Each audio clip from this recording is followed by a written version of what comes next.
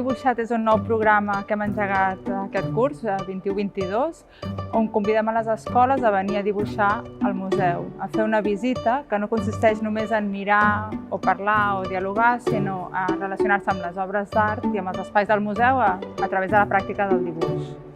El dibuix l'entenem com una eina per l'observació i l'espai com un espai de tranquil·litat per practicar-lo. També és una manera de relacionar-se amb les obres d'art d'una altra manera, des de la pràctica artística i no només des de la mirada o des de la paraula.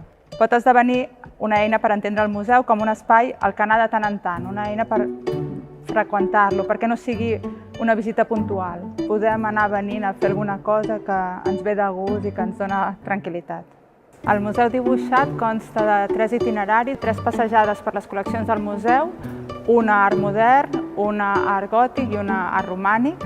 Comencem aquesta passejada a la sala de la cúpula, on estem ara, on ens fixarem en el cos humà i aquests cossos que són esculpits ens serveixen com a referent per dibuixar figura humana.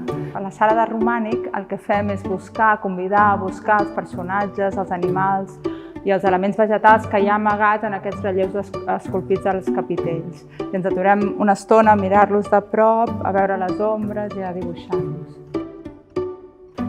A la col·lecció d'art gòtic hi fem un tercer itinerari on convidem els alumnes a fer un zoom a les sabates pintades d'aquests retaules. Els demanem que vegin com les sabates que estan representades són molt diferents de les nostres sovint i s'aturen a fer una col·lecció de sabates dintre de la col·lecció d'art gòtic. Sempre ens agrada que les escoles, els alumnes que venen al museu hagin fet alguna cosa abans de venir. És una manera d'escalfar motors, d'entendre, de tenir una mica de prèvia de què és el museu, a on anem i de venir amb una altra mena d'actitud. Llavors, a l'escola, en el cas del gòtic, per exemple, és molt interessant dibuixar-nos la pròpia sabata. Si estem parlant de sabates i anem a investigar com eren les sabates de fa tots aquests segles, anem a veure com és la nostra, la que portem cada dia.